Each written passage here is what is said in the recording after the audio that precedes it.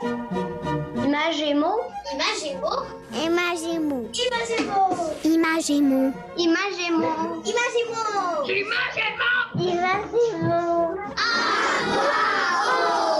Bonjour, c'est Marie Lalande au micro d'Imagemo à voix haute, épisode du 24 novembre 2024. Aujourd'hui, en seconde partie d'émission, dans le segment Dis-moi ce que tu lis, je reçois Olivier Goujon, le directeur général du Salon du Livre de Montréal. C'est l'auteur Jean-François Sénéchal qui assure la chronique Tribune littéraire de grandes personnes. Et on terminera avec les événements littéraires qui se vivent tout près de chez vous ou un peu plus loin avec les actualités rares. Mais d'abord, en première partie, dans les coulisses du livre, je reçois l'auteur jeunesse Jocelyn Boisvert et Sophie Curler de la direction des bibliothèques du Service de la culture de Montréal nous présente ses coups de cœur de bibliothécaire. Encore une fois, vraiment tout plein de livres et de choses à découvrir sur la littérature jeunesse.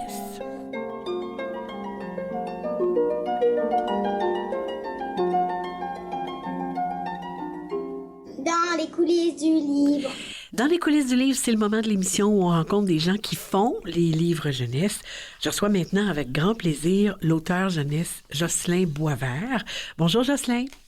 Bonjour. Bienvenue Jocelyn à Imagemo à voix haute. J'aimerais en débutant, on se dit vous, on se dit tu, je sais plus. On se dit tu. D'accord. Tutoyons-nous. Donc, je te présente aux auditeurs et aux auditrices. Tu es né à Sherbrooke en 1974. Donc, tu passes le cap des 40 ans cette année. Je passe le cap des 50 ans, en fait. Oh oui, moi, c'est j'ai le demi-siècle. Ma façon de compter. Mais j'aurais pas dû vous corriger, en fait. J'aurais dû garder le 40. C'était plus avantageux. Bon, 50. Bon. OK, on va y aller avec 50. Un demi-siècle. Tu as fait des études en littérature à l'Université de Sherbrooke et puis en scénarisation cinématographique à l'UQAM. Tu as, entre autres, habité au Nunavik avant de t'établir aux îles de la Madeleine avec ta famille. C'est là que tu vis avec tes deux enfants. Ben, un ou deux, là, ça dépend de l'âge qu'ils ont. J'en ai deux. Jusqu'aux dernières nouvelles, j'en ai deux. Mais ils vivent pas avec toi à temps plein, parce qu'il y en a un qui est parti, une qui est partie aux études. Mais les deux, en fait, sont aux études. C'est ça. Alors, ils sont... Je suis un papa libre maintenant. Oh mon Dieu, c'est extraordinaire. Alors, tu as publié en 1998 chez Dominique et compagnie ton premier roman jeunesse. Ça s'appelait Les 101 peurs du petit Robert.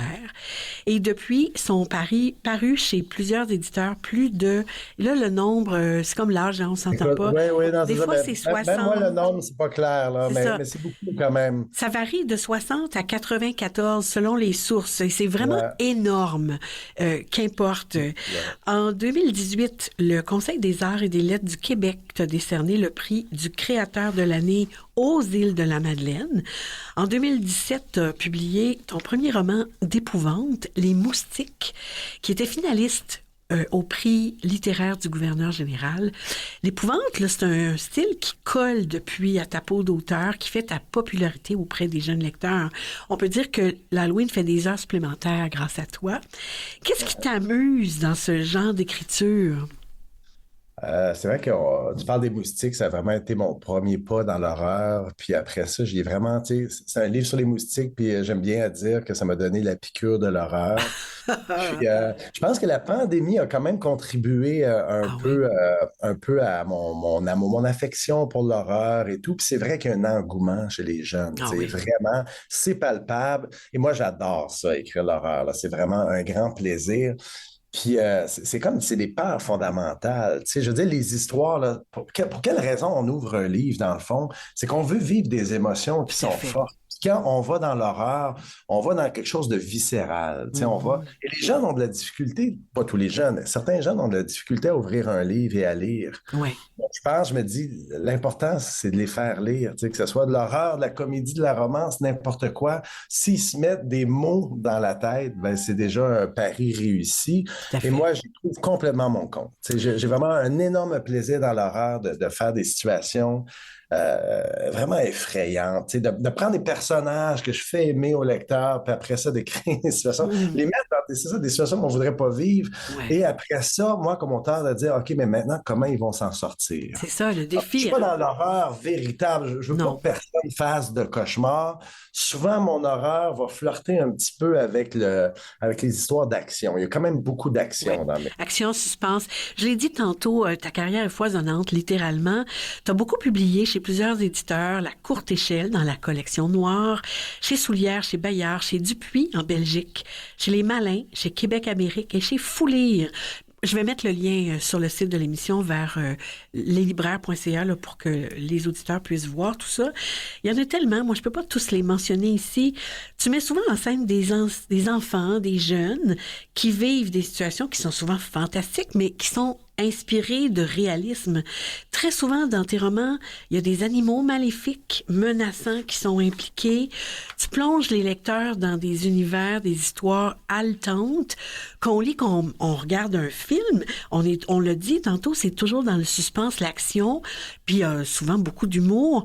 Si je te demandais de choisir, de nommer quelques-uns des titres des collections que tu as écrites ou que tu as écrits qui ont été plus marquants pour toi, qu'est-ce qui te vient en tête?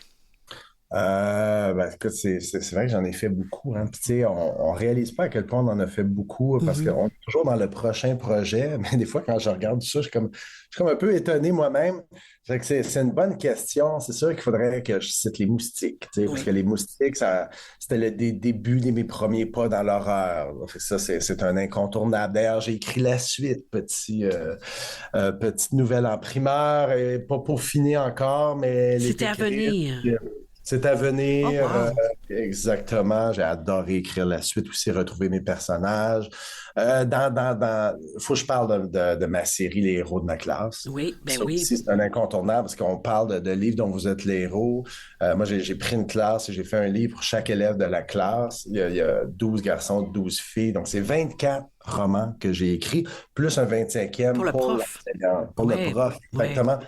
Donc ça a été quand même assez colossal comme boulot. Puis des fois, quand on les met tous ensemble, j'ai l'impression que c'est quasiment un énorme roman Ben oui. à quelque part. C'est comme une œuvre. Donc, je devrais dire ça. Il faut que je parle absolument de Mort et déterré aussi. Oui, Parce que tout à fait. Mort et déterré, ça a été un roman ça a été long à écrire, ce roman-là. Ça m'a pris 4 ans à l'écrire. J'ai eu le temps d'avoir 2 enfants pendant que je l'écrivais. Puis moi, je croyais énormément à l'histoire, mais je croyais pas je pensais pas que ça allait avoir un intérêt chez les lecteurs. Honnêtement, je pensais que j'étais trop flyé, trop dans mon monde, mais moi, je me disais, c'est vraiment ce que je veux faire. J'ai travaillé vraiment fort. Et au contraire, la réception a été vraiment super bonne. J'ai l'impression que c'est un des livres qui m'a un petit peu mis là, comme auteur, un petit peu là, sur la carte. Ben oui, puis avec la collaboration en Belgique aussi, ça c'est Ben oui, ben là, intéressant. c'est ça, parce qu'après coup, j'ai adapté mon roman en bande dessinée. Ben oui, c'est ça. Donc là, après ça, puis je suis encore en train de faire la bande dessinée, là, je suis en train de scénariser le tome 5. Ah oui. Donc, puis on est en 2024, j'ai commencé en 2004, donc ça fait 20 ans, dans le C'est fond, que j'ai fascinant. ce personnage-là, ouais. Fascinant. J'aimerais, Jocelyn, je te coupe la parole parce que il faut qu'on parle absolument de ton dernier opus, le livre aspirateur. C'est le tome 1 de la série La Bibliothèque enchantée. Ça vient de sortir en octobre chez Michel Quintin et c'est illustré par Enzo. Est-ce qu'on peut dire que c'est un album? C'est une bande dessinée? Comment on qualifie C'est pas ça? clair. Non? Hein? C'est vrai que c'est pas clair. Même quand j'en parle, je pense que c'est un hybride entre les deux. Oui. Parce que c'est vraiment, en soi, c'est un album illustré, à mon avis, qui a un peu de bande dessinée. Mais comme il n'y a pas de texte, il n'y a pas de narration. C'est Tous ça. les personnages s'expriment en dialogue. Dans les Donc, on est bulles, oui. plus près, oui, dans les bulles. Donc, on est plus près des codes de la bande dessinée. Oui. Puis, en même temps, comme c'est toutes des doubles pages, j'ai comme l'impression que c'est une BD dont les cases seraient des doubles pages. Ah oui, c'est ça. Il y a un peu de ça. Puis c'est comme une narration, une manière de raconter une histoire qui est un peu différente. J'ai adoré. C'est comme tu écrire as ça, créé un vraiment. nouveau genre, finalement. Quasiment une nouvelle manière de raconter. Oui. Quasiment, oui. Et l'héroïne s'appelle Alice. C'est une petite fille dégourdie, débrouillarde, comme on les aime, en fait. Et sa bibliothèque est remplie de livres enchantés. Qu'est-ce qui se passe dans ce premier tome? Le livre aspirateur, elle apprend un livre qui s'appelle le livre aspirateur, puis dès qu'elle rouvre, elle, ça y arrive toujours, là, elle rentre dans les livres, là, vraiment. Fait qu'elle se fait aspirer dans le livre. Oui. Elle tombe dans le livre à la page 7. Il y a d'autres personnages qui sont là, puis ces personnages-là, c'est aussi des lecteurs qui se sont fait aspirer par le livre Et aspirateur. qui sont pris Fait que là. là, qui sont prisonniers là depuis des jours, des semaines et tout. Fait que là, elle leur parle un peu, puis tu tournes les pages, tu te rends compte que tu es toujours à la page 7. Ouais. Fait que là, Alice, tu sais, qui regarde ça, puis elle voit le numéro de la page, elle est consciente qu'il est dans un livre, puis elle dit, mais coudonc, pourquoi vous n'allez pas dans les autres pages, tu sais? Pourquoi vous restez toujours à la page 7? Puis les personnages disent, bon, on peut pas, il y a un monstre, il y a un dragon qui se cache de l'autre côté de la page, qui nous empêche d'avancer dans l'histoire, tu sais.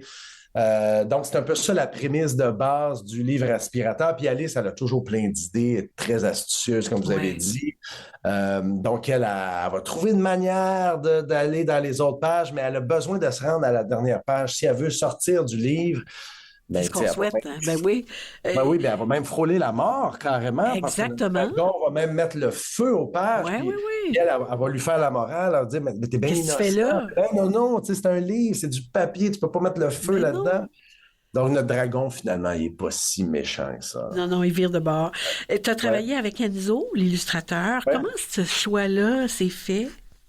Enzo, ça fait longtemps que j'ai cette idée-là du livre aspirateur en tête, puis c'est en voyant l'album, le très bel album là, de Pierrette Dubé Oui. avec Enzo qui s'appelle Un rhume de cheval. Oui, un rhume de cheval. Puis je l'ai trouvé vraiment drôle, bien raconté, et j'aimais beaucoup, beaucoup le style de Enzo. Et je trouvais aussi qu'il apportait beaucoup d'humour. Déjà que le texte était humoristique, c'était déjà amusant, mais je trouve que lui en rajoutait une couche. Puis après ça, j'ai regardé un peu ce qu'Enzo avait fait. J'ai vu aussi qu'il avait touché un petit peu la bande dessinée. Ouais. Je me suis comme dit, écoute, je pense que c'est peut-être l'illustrateur idéal pour mon projet. Puis il a vraiment tout de suite accepté, je veux dire, avant même qu'on ait une maison d'édition, là, lui, il a lu le projet, il a dit c'est trop cool. Il a vraiment bien compris le concept. Tu sais. Oui. Vraiment, je sens qu'il avait bien saisi. Donc, tu avais écrit le scénario, puis lui, Le il a scénario était rendu écrit, ouais. ça visuellement, esthétiquement, comme tu voulais que ce soit. Comme Donc, je voulais que ce soit, mais tu sais, quand tu travailles avec un illustrateur comme ça, c'est un peu un saut dans l'inconnu. Ben Tu oui. sais pas ce qu'il va te donner. Puis on l'a laissé aller, moi et l'éditrice, après coup, parce que j'ai trouvé une maison d'édition de Michel Quintin. ouais. Et puis, je veux dire, ça a été que du ravissement. Là. On était juste contents. Il nous a envoyé ses ébauches, puis on a fait, ben, c'est parfait, C'est l'héroïne. ça. On l'adore. Il y avait très, très peu de choses, puis c'est vraiment des détails un peu techniques, mais à peine, là. Puis même moi, des fois, je révisais un petit peu mon texte parce que c'était quand même, j'ai tendance à charger un petit peu en dialogue. Comme le livre, ça reste un album illustré BD, mais il n'est pas très grand. Non, c'est ça. Il est tout il est petit plus comme format. petit. Ouais.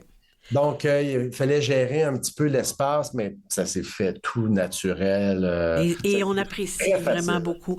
Donc, dans chacun de ces livres de cette collection-là, Alice sort un livre de sa bibliothèque et l'histoire commence. Puis elle sait jamais ce qui peut lui arriver. Est-ce que le prochain tome est en chantier?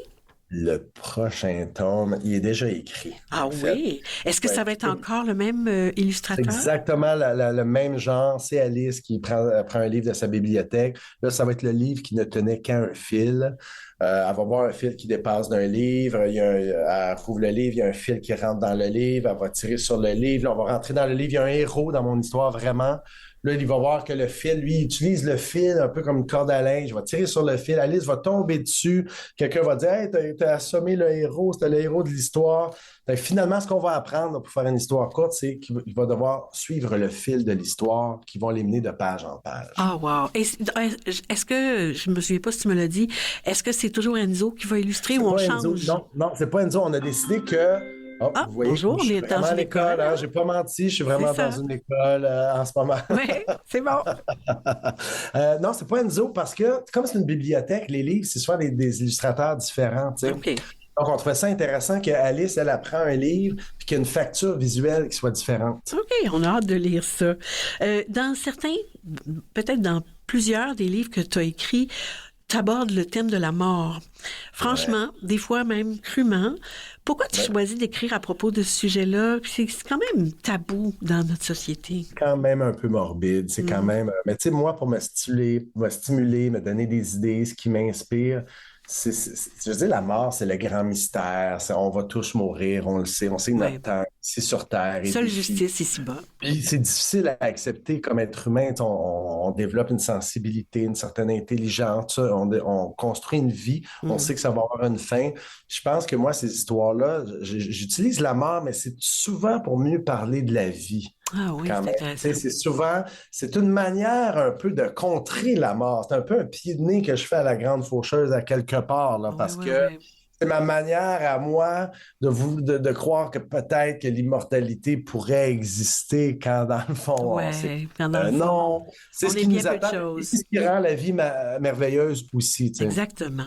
C'est un sujet qui m'inspire. Ben, oui, et sur ton site, tu écris ceci à tes jeunes lecteurs, tes jeunes lectrices. Tu dis, pour moi, la lecture est synonyme de plaisir. C'est l'amour du livre que je souhaite partager avant tout avec toi. Mon but, te persuader que la lecture n'est pas dommageable pour la santé. Elle peut même rendre heureux, c'est dire. Et t'ajoutes, étant moi-même un lecteur tardif, rien ne me fait plus plaisir que de donner la piqûre de la lecture aux jeunes. Qu'est-ce qui t'a donné à toi la piqûre de la lecture? Quel genre de lecteur t'étais enfant?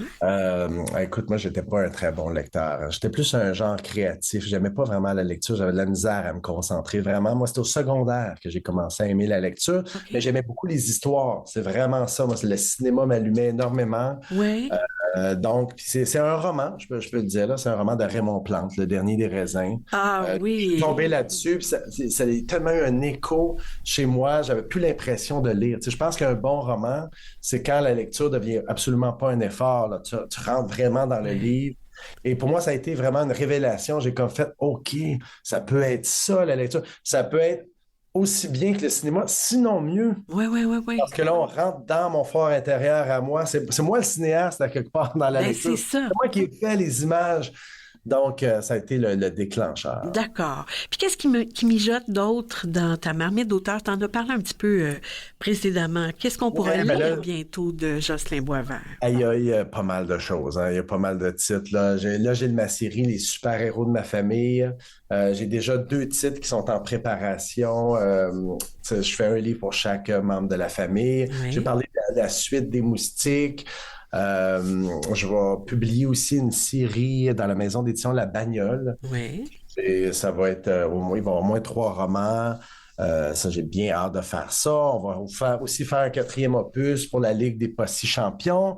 Là, dans les prochains jours, là, il faut vraiment que je fasse la suite de Kung Fu Manga. Tome 2 de Kung Fu Manga.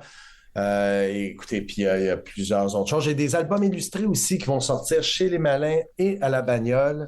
Ça, j'ai bien hâte de voir qu'est-ce que ça va donner. Ça n'arrête jamais. Alors, c'est foisonnant. Ça n'arrête jamais, oui. Non, ben écoute, c'est vraiment par passion. C'est vraiment parce que j'aime ça. Hein. Oui, ben oui. Moi, je ne sais pas de battre aucun record. C'est pas ça l'idée, mais c'est que je prends toujours des idées en note. Puis des fois, il y a des idées que je trouve bonnes. Puis je dis, ça mérite de faire quelque chose avec ça. De faire une histoire avec ça, ouais. On termine, Jocelyn, c'est la tradition à Imagez-moi à voix haute. On demande aux invités de nous proposer un de leurs coups de cœur littéraires jeunesse. Est-ce que tu as une suggestion pour nous? J'ai vraiment une suggestion. Aux 400 coups, il y a un album illustré que je trouve absolument formidable. C'est écrit et illustré par Pascal Roussin. Ça s'appelle Memphis et Renard. Oui. Memphis et Renard. Et je parle de lui parce qu'il y a quand même une certaine parenté avec le livre Aspirateur. Tu sais. Oui. On déconstruit un petit peu le médium du livre, les personnages... Le personnage se sent un peu tout nu parce qu'il a perdu son contour. C'est ça. Exactement. Puis la recherche. Et quand j'ai lu ça, ça m'a tellement inspiré. J'ai trouvé ça merveilleux. J'ai adoré le dessin aussi. Oui. Moi, c'est un petit bijou. Excellente suggestion. Je voudrais te remercier, Jocelyn Boisvert, pour cette rencontre. Merci pour ton imagination fertile, pour ce plaisir de la lecture que tu fais découvrir et vivre aux jeunes, même les plus récalcitrants, pour les univers étranges, mystérieux qui accrochent tes lecteurs, tes lectrices dès les premières pages et qui les gardent là jusqu'à la fin, au grand, grand plaisir. Jocelyn Boisvert. Ben écoute, tout le plaisir est pour moi. Merci beaucoup. Merci. Au revoir. Je m'appelle Alexis et j'ai 8 ans et j'aime lire de l'histoire de fiction réaliste parce que j'aimerais ça que ça arriverait à moi.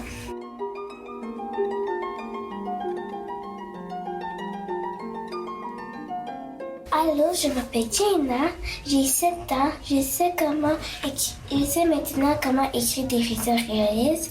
Il faut penser à une idée quand ça peut arriver dans la vie. On écrit des phrases, on fait ce qu'on a besoin d'écrire et si tu fais un livre avec 5 pages, à la deuxième page de l'histoire, il faut que ça arrive une aventure. Bonjour, je m'appelle Jade, j'ai 7 ans. J'aime lire des histoires de fiction réalistes parce que je peux apprendre des nouveaux mots, des nouvelles choses et aussi je peux apprendre des nouveaux mots comme mathématiques.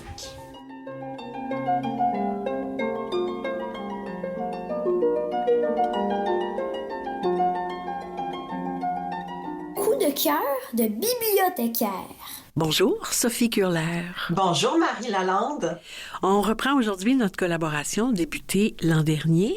Sophie, je rappelle que vous travaillez à la direction des bibliothèques du service de la culture et que vous offrez vos services de spécialiste jeunesse aux 45 bibliothèques de Montréal. Dans votre chronique d'aujourd'hui, vous avez choisi de nous parler des 5 livres finalistes au prix du livre jeunesse des bibliothèques de Montréal 2024, dont c'était la 20e édition. On vous écoute. Merci, Marie. Le premier finaliste dont j'ai envie de vous parler, c'est Nuchimit, un bain de forêt, qui a été écrit par Mélissa Molène-Dupuis et illustré par Élise Gravel aux éditions Scolastiques. Alors, Nuchimit est un album documentaire sur le thème de la nature.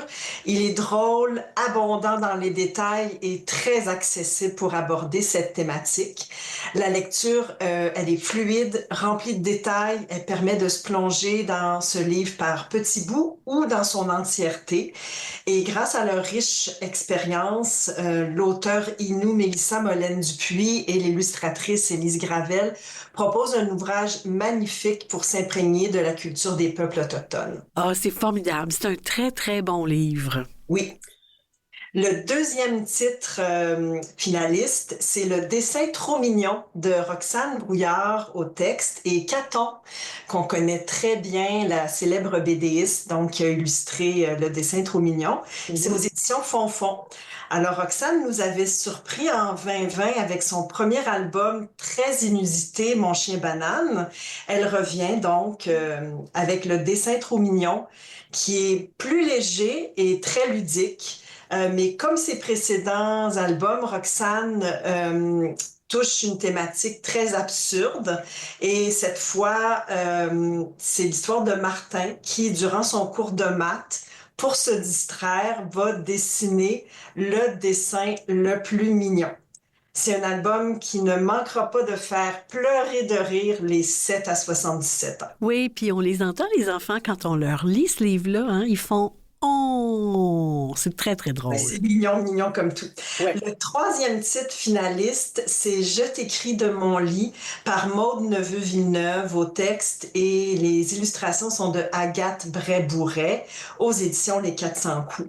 Maude et Agathe ont créé un magnifique album épistolaire. Les mots sont juste vraiment très bien choisis et grâce aux lettres échangées par Jacob et Zia, on est témoin des préoccupations des enfants du primaire, que ce soit dans leur quotidien ou dans ce que la maladie a de plus atroce. Les illustrations s'harmonisent complètement au texte. C'est vraiment un album qui est venu me chercher droit au cœur, qui célèbre autant l'enfance que l'amitié. Et qui finit bien, disons-le. Vraiment.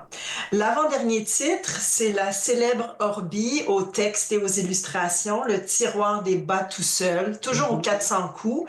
Alors, Orbi revient avec une histoire qui va toujours nous charmer par son humour décalé, sa légèreté, son côté bon enfant. Et Orbi a décidé d'écrire un livre sur le mystère des bas perdus. On n'avait pas d'album sur le sujet, elle l'a fait.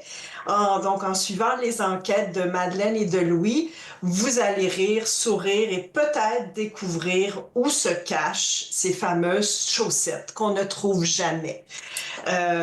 Vous aurez sûrement, comme moi, envie de le relire 100 fois et plus. Oui, puis ça se passe dans toutes les maisons. C'est partout. Toutes les maisons, on cherche le deuxième bas, là, c'est... Oui. Et le dernier titre finaliste au prix, c'est le Manoir Hillcrest de Sandra Dussault au texte et de Martin Côté aux illustrations par La Courte Échelle. Même si l'Halloween est terminé, c'est encore le temps de lire des histoires d'horreur. Donc, imaginez-vous un manoir isolé, 2 jeunes garçons élevés par des parents très rigides, sévères, puis des monstres qui errent la nuit aux portes du manoir. Maintenant, mettez-vous à la place du Benjamin de la famille qui se pose constamment la question quels sont ces événements ayant eu lieu avant sa naissance, qui l'empêchent de quitter sa maison. C'est une histoire d'horreur super bien ficelée, à lire le soir pour avoir encore plus de frissons. Et je mentionne la mise en page du livre avec les couleurs noires et blanches sur la tranche. C'est extraordinaire. Et c'est ce qui fait la particularité de cette collection, la collection noire. Celui-là, c'est un album qui a combien de lunes? 3 lunes, hein? C'est ce qu'on pense. Et le nombre de lunes donne une idée du degré d'horreur ou de suspense, c'est ça? Et puis, on donne aussi une indication pour le lectorat. Donc, il faut quand même être un bon lecteur pour s'approprier cette histoire-là. D'accord. Sophie, la remise du prix a eu lieu le 24 octobre dernier en présence notamment de Barbada. On l'a mentionné aux actualités littéraires de la dernière émission, mais rappelez-nous quand même qui est le lauréat de 2024.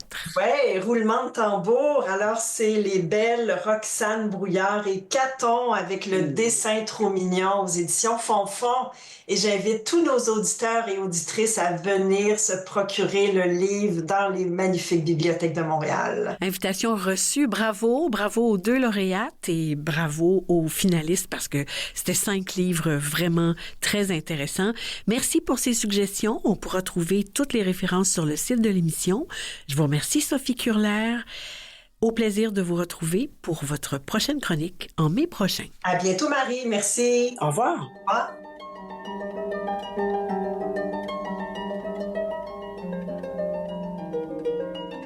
Je m'appelle Lexi, j'ai 7 ans.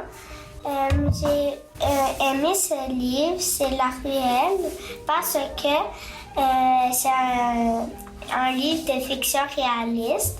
J'ai aimé beaucoup les mots, les pages, tout qu'est-ce qui était dans ce livre. Puis ce livre, on dirait, qui m'aide à relaxer.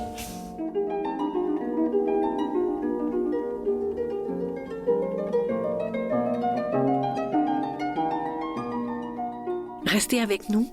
En deuxième partie d'émission, après cette courte pause, on parle de la programmation jeunesse du Salon du Livre de Montréal avec son directeur général, Olivier Goujon. Et c'est l'auteur jeunesse Jean-François Sénéchal qui investit aujourd'hui la chronique Tribune littéraire de grandes personnes. Et il y aura des actualités littéraires. À tout de suite.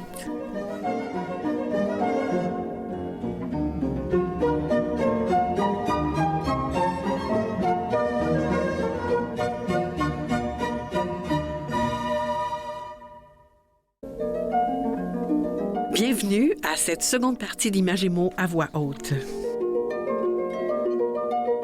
Je suis Liane, je suis 7 ans. J'aime Luca, c'est un livre. J'aime lui parce qu'il est comme moi et il a la même chose, il fait la même chose que moi et il est drôle. Je m'appelle Lily Rose, j'ai 7 ans. J'ai beaucoup aimé Petit Geste parce que ça me fait ressentir des émotions, puis aussi ça me fait ressentir mon ami.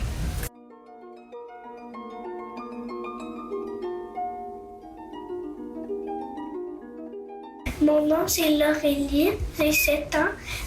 J'aime ma vie heureuse parce qu'il y a beaucoup d'émotions et ça me fait penser à ma BFF. Une BFF, ça veut dire un meilleur ami pour la vie.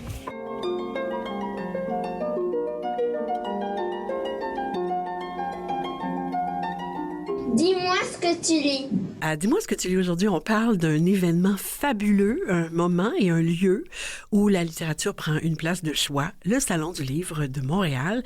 Et pour ce faire, on reçoit en studio Olivier Goujon, son directeur général. Bonjour Olivier. Bonjour. Bienvenue à Images et mots à voix haute.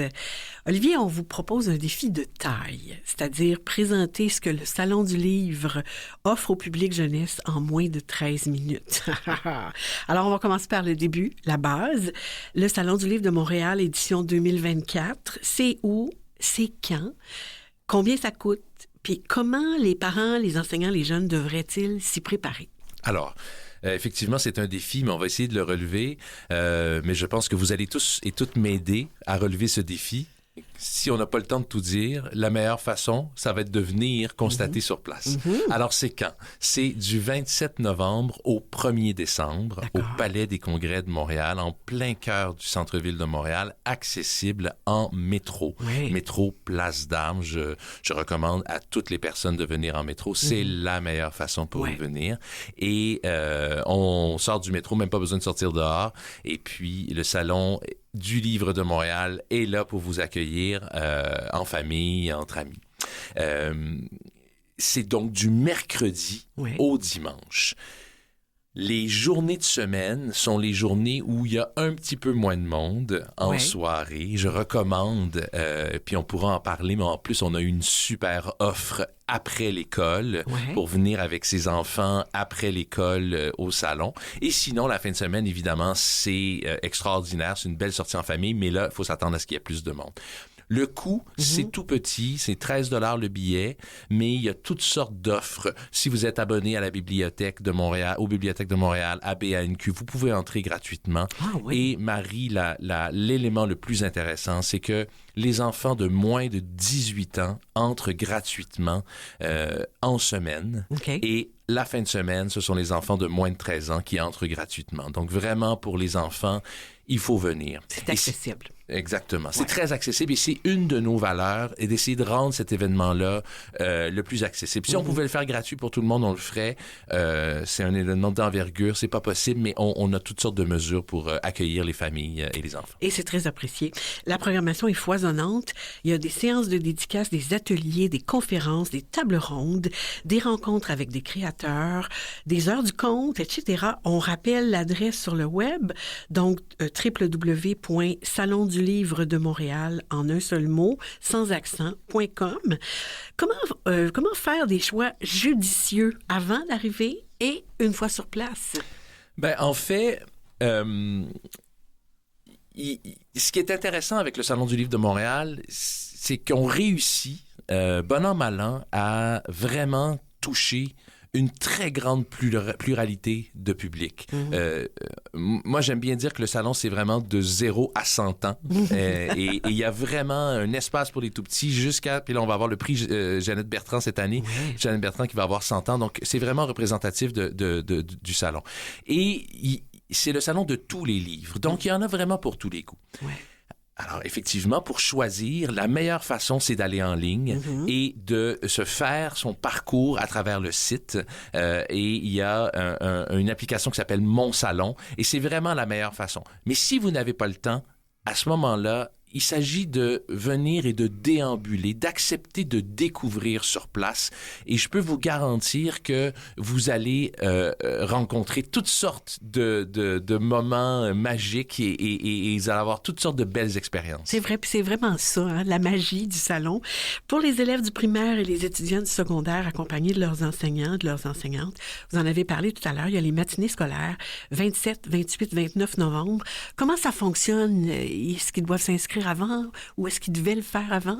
Alors, merci de me poser la question parce que les matinées scolaires, c'est ce qui donne au salon sa renommée. Vous savez pourquoi? Parce que moi-même, j'en suis le fruit. Enfant, je suis venu au salon et j'ai découvert ce palais des livres extraordinaire.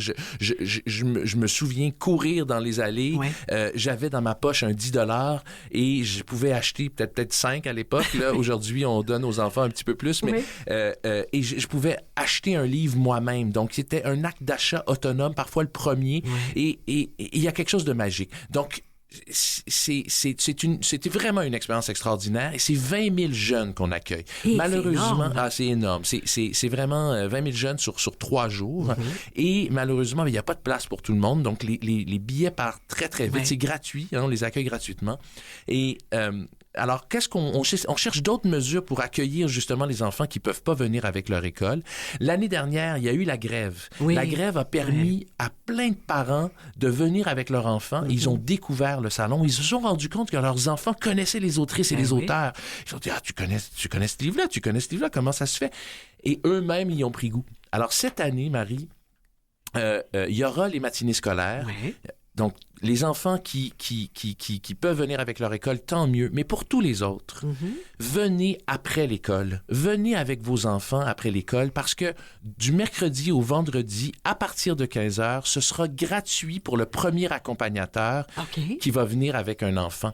Et donc, pour l'enfant, c'est gratuit aussi. et pour l'enfant, c'est gratuit. Donc, il n'y a pas de raison de laisser les enfants au service de garde. Si vous pouvez vous libérer, cette année, après l'école, c'est au salon que ça se passe. Et si c'est pas un achat autonome pour l'enfant ou l'étudiant, c'est une belle façon de se faire une liste pour des éventuels cadeaux. Et exactement, une belle liste. Et puis ensuite de ça, vous allez en librairie acheter les livres. Parce que le salon, oui, on peut acheter des livres, mais on dit toujours une journée au salon, 365 jours en librairie. Bravo. Et on salue les libraires. Absolument. Pour les tout-petits, vous en avez parlé. Qu'est-ce qu'il leur est offert à l'espace tout petit? Alors, l'espace des tout-petits, moi, quand j'ai été nommé il y a quelques années, je me suis rendu compte qu'ils étaient pas... les tout-petits étaient un peu exclus, finalement. On avait un espace crèche, mais ils n'étaient pas au cœur du salon, souvent. Mais pourtant, eux aussi aiment manipuler les livres. Alors, il y a toujours eu, par contre, je le dis là, un espace pour les mamans qui allaitaient ou les papas qui changent les couches. Et donc ça demeure. On a un espace des tout-petits. On appelait l'espace poussette. Et cette année, on l'appelle l'espace des tout-petits parce que, oui, il y a les salles d'allaitement pour tranquille, pour se reposer un peu, pour changer les couches. Mais il y a également un espace pour les enfants, donc sous une tente, en collaboration avec le festival Petit Bonheur, qui est installé à Hochelaga Maisonneuve. Ben, il y a des livres qu'ils peuvent manipuler. Puis on a une Tania Baladi, que vous connaissez sûrement, qui vient raconter des histoires aux enfants régulièrement pendant le salon. D'accord. Alors, les tout-petits, les élèves d'âge du primaire, du secondaire. Et donc, du secondaire, qu'est-ce qui est offert spécifiquement aux adolescents? Alors, effectivement, il y a beaucoup, la littérature jeunesse est extrêmement foisonnante pour les jeunes du primaire. Quand on arrive au secondaire, c'est encore présent jusqu'à 13, 14 ans, mais il y a, après, c'est pas toujours facile. Et les jeunes ont tendance à abandonner parfois à cet âge-là la lecture. On sait que c'est un grand défi. Les profs peuvent en dire long là-dessus, les parents aussi. On vit un vrai défi en ce moment là, par rapport à tout ça, mais je pense que collectivement, on connaît la valeur du livre et de la lecture, et je pense que les éditeurs, en ce moment, ont vraiment une belle offre éditoriale pour les adolescents. Et ce qui est intéressant, c'est qu'au salon, on essaie de refléter cette offre-là, et puis on a un espace dédié aux adolescents, aux 12-18, qui s'appelle l'espace Lis-moi Montréal, dans lequel Sophie Lee, qui est Sophie Gagnon, qui est une ancienne enseignante, qui est maintenant une influenceuse, finalement, pour la littérature adolescente, on peut le dire. Et elle va animer l'espace avec des activités de toutes sortes. Donc ça, c'est vraiment intéressant. On a aussi un cabaret pour les ados qui s'appelle le Cabaret des Étoiles, où est-ce qu'on va parler justement du passage à l'adolescence. Et on a également une zone manga, où là, souvent les jeunes garçons, mais c'est aussi les filles, peuvent aller, permettez-moi l'expression, s'effoirer dans un beanbag, dans une grande poche, et emprunter un manga et le lire sur place. À l'envers, parce que les mangas, ça se lit exactement, à l'envers. c'est ça. Oui. Alors, il y a des activités offertes spécifiquement aux jeunes de certains centres de services scolaires Marguerite Bourgeois. Il y a le salon dans ta classe, qui a lieu plus tôt, en fait, dans les dates, là. Voilà. Effectivement. Puis il y a quelque chose aussi qui est offert aux jeunes du CSS de Montréal, le grand jeu de lecture à voix haute. Qu'est-ce que c'est? En fait, on essaie de faire des collaborations le plus possible avec des organismes et des institutions desquelles qui partagent nos valeurs. Donc, évidemment, les institutions d'enseignement, ça va de soi. Les centres de services scolaires Marguerite Bourgeois avec le Salon dans ta classe qui fait partie du volet en ligne, parce que là, on rejoint près de 20 000 élèves dans leur classe avec des activités qui ont lieu dans 2 semaines avant le salon. Ouais. Et avec le centre scolaire de Montréal, le centre de services scolaires de Montréal, on a l'initiative du grand jeu de lecture à voix haute. Et là, dans les classes, les profs font lire des textes à voix haute à leurs élèves et il y a une sélection qui est faite avec les meilleurs, ou en tout cas ceux qui sont les plus passionnés, on va dire ça comme ça. Et ensuite, ils lisent sur place au salon devant public et ça, c'est magique, là. C'est comme la version pour le 3e cycle de ce qui est offert par Lis avec moi. Exactement. Qui, lui, est offert aux élèves du 2e cycle. Exactement. Donc, pour les élèves du 3e cycle, au salon, on pourra voir et entendre les élèves. Le mercredi, effectivement, à 10h et à 13h avec les 5e et 6e années. Oui. Et on le fait en collaboration notamment avec Lis avec moi. Oui, tout à fait. Est-ce qu'on oublie quelque chose? Est-ce qu'il y a un ou des événements pour la jeunesse qu'il ne faut absolument pas manquer cette année? On oublie beaucoup de choses, puis c'est normal parce qu'il y a vraiment beaucoup. C'est très, très, très foisonnant. Mais honnêtement, je pense que ce qu'il faut nommer, c'est le fait que le Salon du livre de Montréal est un événement en soi, auquel on doit participer avec ses pieds, sa tête, son corps. Donc, son cœur, exactement. Ouais. Donc, aller sur place, c'est festif. Mon fils m'a dit, « Papa, est-ce que ça va être aussi cool cette année, le Salon du livre de Montréal? » Puis, donc, il a 8 ans. L'année dernière, il a vécu un moment parce qu'il a joué dans l'espace jeunesse, à l'espace Radio-Canada. À plusieurs endroits, il a découvert des petites choses pour lui. Et puis, il a surtout vu ses parents aussi avoir du plaisir. Donc, c'est vraiment intergénérationnel. Ah, c'est formidable. Qu'est-ce qu'on peut vous souhaiter, à vous, Olivier, pour cette édition de 2024 du Salon du livre de Montréal? Je nous souhaite à toutes et tous que ce salon soit un moment suspendu dans une période géopolitique, sociale, complexe. Et c'était le cas l'année dernière. Il y a eu de la magie. Je nous souhaite que cette année encore, on ait cette magie qui nous unit. Comme un baume. Hein? Oui. Ça va faire du bien. Merci à vous, Olivier Goujon, directeur général du Salon du livre de Montréal, d'avoir relevé le défi proposé. Merci pour les idées, les suggestions, les propositions de rencontres et de coups de cœur littéraires. Au plaisir. Bon salon. Merci infiniment, Marie. Merci. Bonjour, je m'appelle Matt et j'ai 7 ans. J'ai aimé lire les histoires de Rafi parce que ça parlait que Rafi avait plus d'idées quand il écrivait des livres. Puis moi aussi, ça m'arrive des fois quand j'ai besoin d'écrire des livres, j'ai aussi vraiment plus d'idées. Mais après, j'en trouve.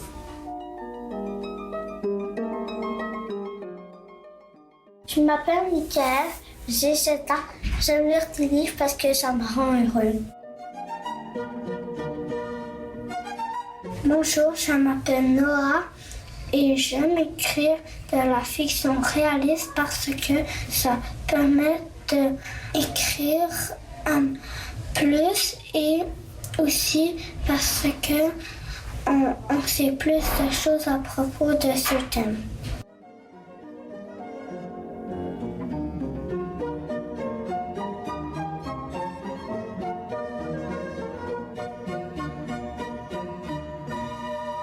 Tribune littéraire de grandes personnes.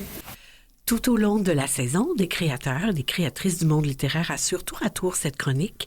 Ils partagent avec nous un coup de cœur ou un livre jeunesse qui les a marqués.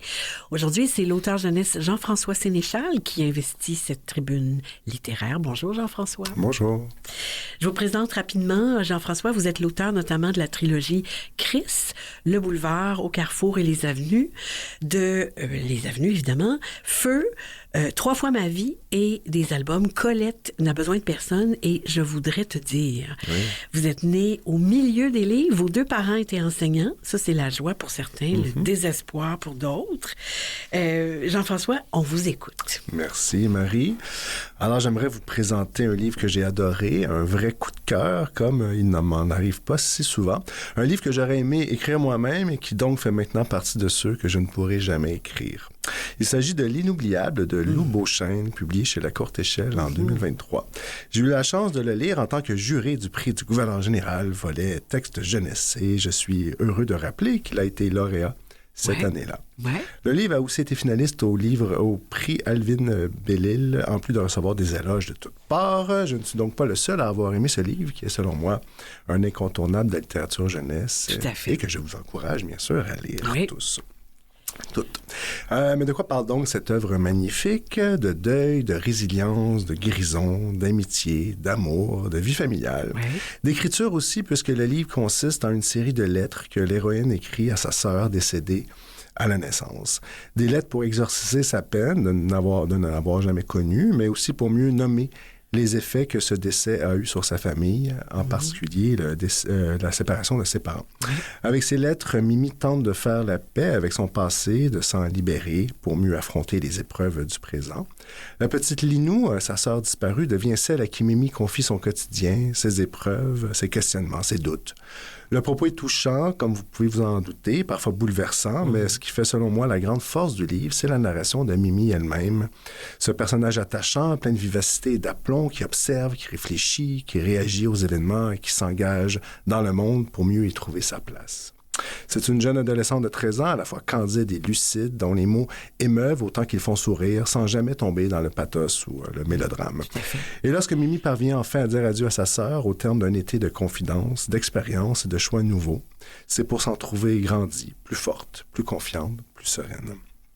Le texte est imprimé en vers libre dans le livre, ce qui contribue à son caractère poétique. Et le personnage aussi écrit sur une vieille machine à écrire trouvée dans une brocante. La police typographique choisie évoque d'ailleurs le charme suranné de cette machine d'une autre époque. J'aimerais maintenant vous lire un extrait tiré des premières pages du livre. C'est un immense plaisir, les lectures d'extraits. On vous écoute. Je suis une sœur sans sœur. Et je pense souvent, Linou, à ce qu'aurait pu être notre vie ensemble. En ce moment, tu serais peut-être en train de prendre le thé avec tes ours en peluche. Tu courrais partout, tu poserais 1001 questions, tu serais mignonne à croquer et tu donnerais les plus beaux bisous du monde. Je te tiendrais par la main, je te chatouillerais, je te laisserais gagner au tic-tac-toc. Je t'apprendrais à claquer des doigts, à siffler, à faire des bulles avec de la gomme ballon. Tu hériterais de toutes mes Barbies, avec les vêtements, les accessoires, l'aide décapotable, le bateau. Parfois, on se taperait sur les nerfs, c'est normal entre sœurs. Mais vois-tu, même ces moments-là me manquent. Si ta naissance s'était déroulée normalement, peut-être que papa et maman seraient encore ensemble et qu'on serait allés à Disney World. Maman me l'a dit 100 fois, si on n'est pas 4, ça coûte la peau des fesses et ça ne vaut quasiment pas la peine. Parce qu'il y a toujours des rabais pour les familles de 4, jamais pour les autres. 4, c'est le chiffre magique, le chiffre idéal, même quand on veut commander du poulet chez Saint-Hubert. Et qui ne rêve pas d'avoir une famille parfaite, comme celle qu'on voit dans les pubs de mini-fourgonnettes? Hein? Dis-moi, qui? C'est beau, c'est tellement beau. Alors voilà, malgré ma gorge enrouée, j'espère que cette lecture a rendu justice à ce très beau texte que je vous invite à lire si vous avez entre 12 et 112 ans, puisque je crois que les bons livres sont capables de satisfaire des lecteurs de tous les âges. Et c'est indéniablement le cas pour L'Inoubliable de Lou Beauchesne. Ah, c'était une vraiment bonne chronique. Je vous remercie. D'ailleurs, on a eu la chance de recevoir Lou Beauchesne à l'émission qui a été diffusée le 13 octobre dernier. Tous les liens sont sur notre site. On peut aller réécouter ça. J'aurais voulu, à ce moment-là, lire un extrait de L'Inoubliable, puis le temps nous a manqué. Alors, on se reprend ici. Je trouve ça vraiment génial. Merci Jean-François Sénéchal d'avoir accepté notre invitation. Puis on aura, vraiment, je le souhaite, encore d'autres occasions de vous lire ou de vous rencontrer dans un prochain Salon du Livre. Au grand, grand plaisir. Au plaisir. Merci. Au revoir.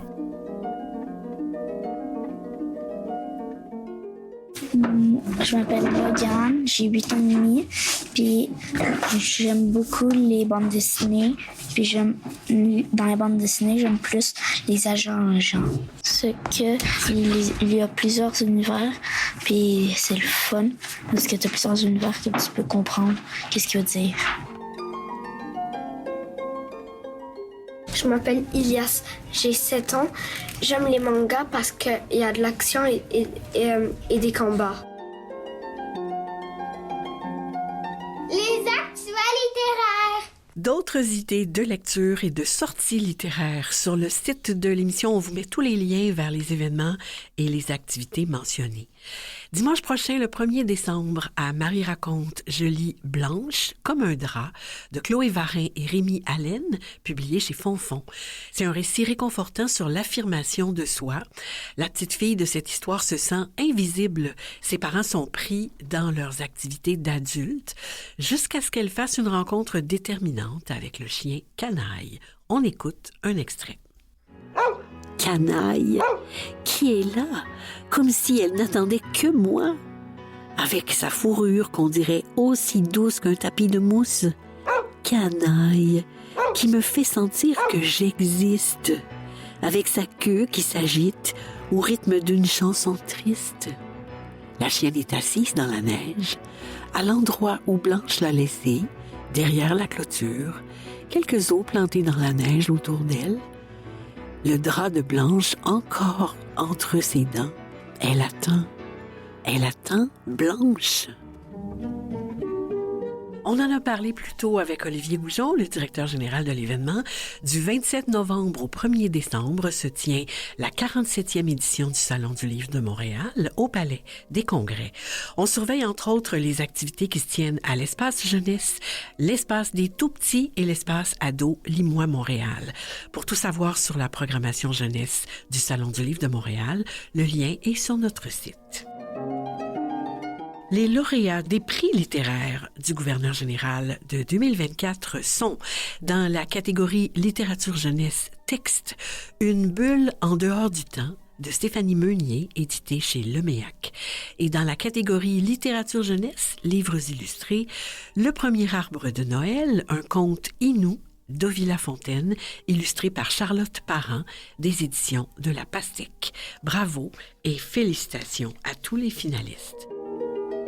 Un événement organisé par les éditions de La Pastèque et les éditions Les 400 coups permettra de rencontrer les deux créatrices italiennes Felicita Stalla et Francesca D'Alfonso mardi 26 novembre à 18h30 à l'Institut culturel italien au 1200 avenue du Dr Penfield à Montréal. Samedi 30 novembre, à la librairie Le Port de Tête, de 10h30 à 12h30, c'est l'heure du conte dédicace avec, encore une fois, Francesca D'Alfonso et les éditions Les 400 coups. Les détails sont à confirmer et sur le site, vous allez trouver le lien de la librairie Le Port de Tête pour confirmer tout ça. Bravo aux éditions 2, dont le roman Charbon bleu d'Anne Loyer et Gérard Dubois a remporté le prix Vendredi 2024, c'est le nom du prix, Vendredi, remis par un jury de jeunes, Passe Culture en France.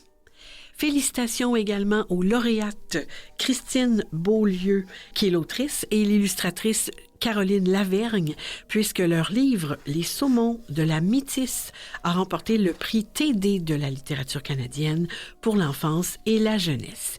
Et en terminant, soulignons quelques sorties de livres récentes. Chez Héritage Jeunesse, une nouvelle collection pour ados, la collection Clic, C-L-I-K. Des textes courts et percutants. L'auteur Nicolas Aumet est l'ambassadeur de cette nouvelle collection et il signe l'un des 4 titres actuellement disponibles. Chez Dominique et compagnie, pour les plus petits, l'album Le Gros Méchant Quelque chose, en un seul mot, Gros Méchant Quelque chose, de Nicole Testa et Catherine Petit. C'est l'histoire de Léo et Théo qui ne savent pas comment se débarrasser de cette créature qui empêche les enfants de dormir la nuit. Chez Pastel, un très bel album grand format de Karl Norak et Stéphane Poulain, Debout les arbres.